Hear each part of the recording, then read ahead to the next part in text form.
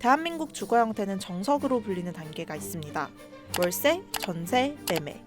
일반적인 사회 초년생의 경우 적은 보증금에 비싼 월세를 내며 돈을 모읍니다. 그렇게 마련된 돈으로 전셋집을 구하죠. 전세로 살면서 돈을 더 모으면 아마도 몇 년 혹은 십수년 뒤엔 집을 사게 되겠죠. 그래서 전세는 주거 사다리라고 불리기도 합니다.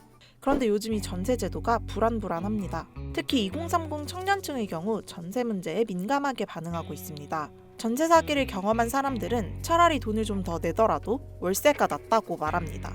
차라리 월세가 매매를 하지 않는다면 최대한 보증금을 낮춰서 반전세 형태로 살거나 전세집에 이미 들어가 살고 있는 세입자도 걱정이긴 마찬가지입니다.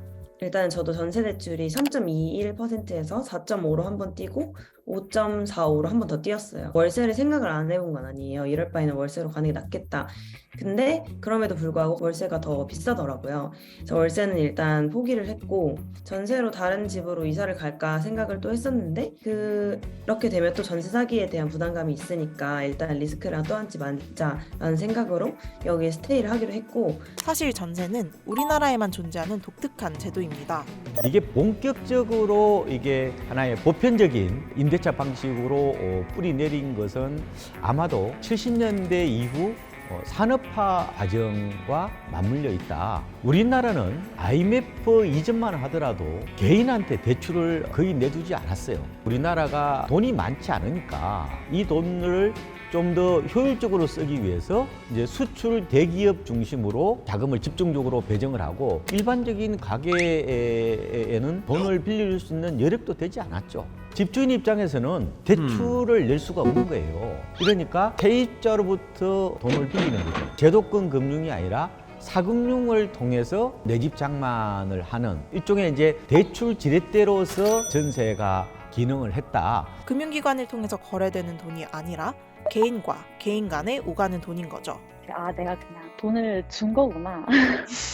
잠수 탔을 때 이런저런 안전장치를 마련했다곤 하지만 하여튼 개인에게 내 돈을 다 준 거네 하는 생각이 그때 정부에서 전세를 살라고 대출을 많이 해주기 때문에 이런 전세값이 더 많이 올라가고 그로 인해서 매매값도 더 많이 올라가는 거다. 그래서 그런 면에 대해서 좀 회의감이 든달까? 근데 그렇다고 해서 또 외국처럼 월세를 엄청 많이 내고 사는 것도 그렇게 합리적이진 않다고 생각하거든요. 그래서 굉장히 혼란스럽네요. 문제의 중심에 있는 전세제도, 그냥 없애면 안 될까요? 없애면 어떻게 될까요? 당장 내일부터 전세가 사라진다. 일단 상상을 해보는 겁니다. 전문용어로 좀 말씀을 드리면 변동성이 다소 줄어들 가능성이 있죠. 가장 큰 현상은 갭 투자가 사라진다. 갭 투자는 세입자의 전세 보증금을 포함해서 매매가와 전세가의 차익만큼의 돈만 들여서 부동산을 사는 투자 방식입니다. 전세 덕분에 가능한 투자 방식이기 때문에 어찌 보면 당연한 수순인데요. 갭 투자가 사라지면 부동산 시장은 어떻게 변할까요? 예를 한번 들어볼게요. 만약 집값이 올라간다는 그런 기대 심리가 강했다. 전세 제도가 있으니까 약간의 보증금만으로 집을 살 수 있잖아요.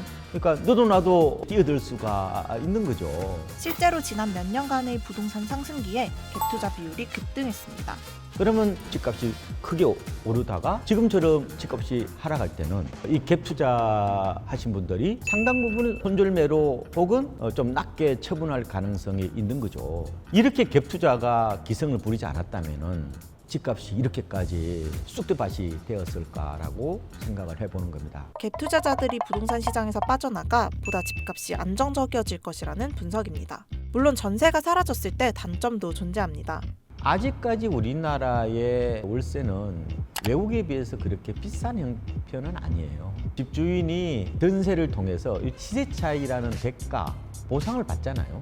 그러다 보니까 임대료를 많이 받지 않으려는 어떤 그런 경향도 일부 있는 것은 사실이죠. 근데 만약에 완전 월세로 넘어가게 되면은 아마도 지금보다는 세입자가 내는 부담이 좀 더 커지지 않을까. 그러니까 모든 제도라는 것은 다 양면이 있는 거예요. 그렇다면 앞으로 전세 제도는 어떻게 될까요? 젊은 층들이 이번에 빌라 사기, 전세 사기로 큰 고통을 받았죠. 일단 MZ세대들이 전세로 안 들어가려고 그럴 거잖아요. 실제로 최근 우리나라 부동산 임대차 시장에서 월세 비중이 점점 높아지고 있습니다. 지난해에는 월세 거래량이 사상 최대를 기록했죠.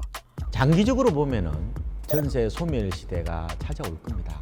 왜냐하면은 전세는 일종의 후진국형 사금융 제도이니까요. 다만 이게 과연 단기간에 찾아올 거냐 그렇게 보지는 않고요. 적어도 아마 10년 동안은 완전 월세로 넘어가지는 않을 것 같습니다. 집주인 입장에서는 세입자한테 돈을 돌려줘야 월세를 바꿀 수 있을 거 아니에요. 다만 상품 종류에 따라서 월세와 속도가 좀 다를 것 같습니다. 아파트는 그나마 어느 정도 전세 계약이 남아 있을 것 같고, 비아파트 쪽은 굉장히 빠른 속도로 전세가 소멸될 거다 이렇게 내다보고 있습니다. 서민들이 저렴한 비용에 주거를 해결해 줄 수 있게 해줌과 동시에 부동산 시장을 불안으로 몰아넣는 전세제도. 여러분은 전세제도가 어떻게 변화하길 바라시나요? 이번 영상을 만든 PD가 추천하는 영상도 보고 가세요. 스브스 뉴스의 다른 영상을 즐기시려면 구독 버튼을 꼭 눌러주세요.